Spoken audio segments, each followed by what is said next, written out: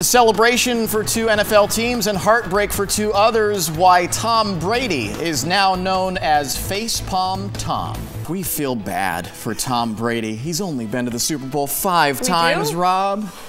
I feel bad for 49ers fans. That's who I feel bad for, not Patriots. You know, we build up these heroes. Tom Brady, one of the best of all time. Yeah. You know, hasn't been as successful lately, but, you know, then now we just tear him down. It's just this cycle. It's so sad. Well, I was pulling for the 49ers. I was in a big room full of the fans, and I really wanted to see Kaepernick win the game on that last drive. I know. Close. And, you know, he's such a good player. You almost expect him to be able to pull it off. It didn't happen. All right, welcome back to News 10 at 9. Our sports producer, Sean Cunningham, is still with us. We want to talk about what everybody is talking about. Richard Sherman from the Seattle Seahawks. My favorite player now, because he created so many Denver Bronco fans overnight because of the comments that he made right after the game to Aaron Andrews. Take a look.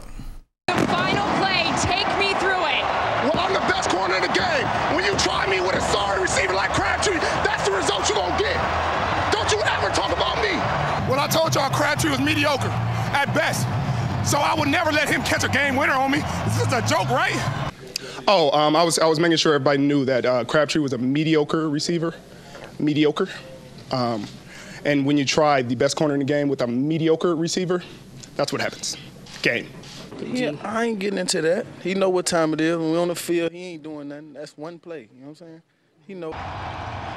Clearly, Crabtree is trying to stay away from the controversy. He took the higher road with that, but he wasn't the only person at the receiving end of comments from Sherman. Yeah, so during the post-game interview, Sherman thanked the Seahawks fans and Niners fans, but he also thanked the fans who criticized them online. Take a listen. Keep it going. Keep it going. And then I'd like to also say something to the a-hole fans that write on Twitters and Facebooks and Instagrams and talk crap, because we appreciate the motivation. We appreciate it. You helped us win this game, so thank you very much. Appreciate it. Okay. Okay. I mean, really? You're welcome. You're welcome. Yeah. What is going to happen on the Super Bowl now? He's just put a big target on himself and the team. Well, you know, and I think that's okay. I mean, here, let's be realistic now. It's okay? It is, because that's Richard Sherman. Only now the casual fan knows who Richard Sherman is. You're right. This is the Richard Sherman we know and love. Unfortunately, even as a 49er fan, I love the guy. I think he's fantastic. That is like the professional wrestling version of Richard Sherman. Show some humility. But look, he was already going to be a target in the Super Bowl. Come media day, every member of the media was going to flock to his table to see what he was going to say. We only know the term "you mad, bro" because of Richard Sherman. That's where that existed. So, and Did not know that. I'm not going to try and defend him because he made himself look stupid, obviously.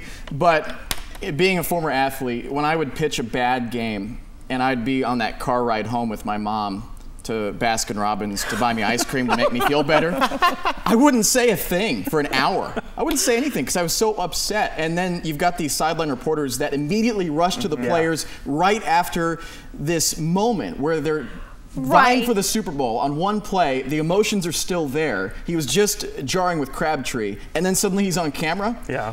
You're going to get that. Yeah, and you know? That's a bit over the top, though. I mean, the choking that he did in the end zone, I get that. The little back and forth talking, but that was way over the top. Right. He never let up. But I will say this. Anyway, I'm sorry, Rob. He had time to cool down after he took a shower. He was in the post-game But the message remained the same, right? Right, Yeah. Exactly. Yeah. So it's just him. I guess I'm so. sorry, Rob. But this is the first time in a long time that I can remember that an athlete had a quote after a game worth quoting, because usually they say one game at a time. They say these really boring things that don't really mean anything. Free of cliche. You know, this is like Charles we Barkley. worked hard. We did it. We pulled it off together. He finally said something where we say, "Oh, I was not expecting." Oh, I can already see songs being put together on YouTube as we speak, combining him and Mr. T. Okay, wait. Together. So let's get predictions.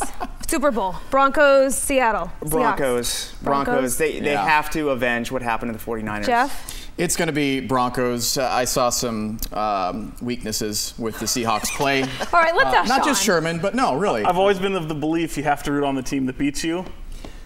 No, we're throwing that aside. Yes, I'll be a Bronco fan for you guys. But Thank you know what, though? Richard Sherman further showing why sports is the best reality television, though. Right? This is true. All right, good stuff. Sean, thank you. Broncos Patriots. Of course, I watched that game, being a diehard Broncos fan. Fourth quarter, about 2 minutes, 40 seconds left. The Patriots were kind of staging a drive. Yes. For a second there, we were kind of thinking, okay, Tom Brady might be able to pull it off. Right. But then there was this moment when the Broncos converted on a crucial third down, and Tom Brady knew it was over at that point. The cameras cut to him, and you saw this.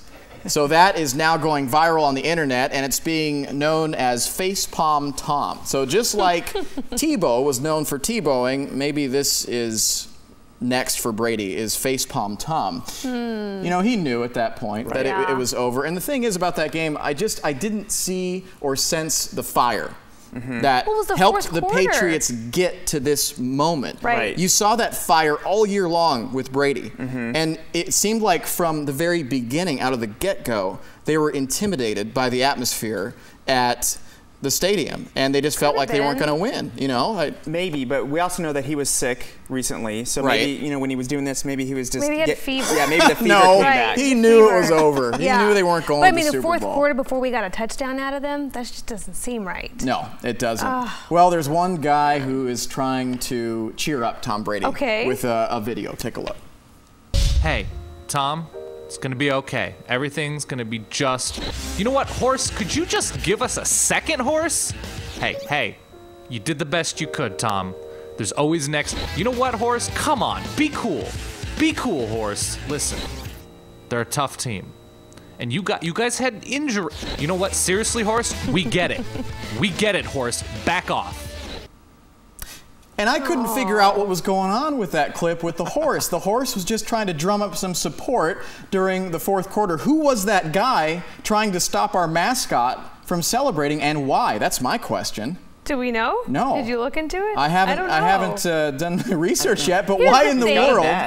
I mean, how bad can you feel for the guy? He is a winner. He has won. Yeah, he's a competitor. He is. He's good at what he does. It's just not his year. Right, and then, you know, he goes to the Super Bowl every day when he goes home to his wife and his kids. I mean, the guy's not doing bad. I just hope the Manning haters will shut up once and for all now, okay? We'll see what happens come Super Bowl. They're going to win. All right, we're out of time. See you back here for News 10 midday at 11. You never know. News 10 is everywhere you want to be.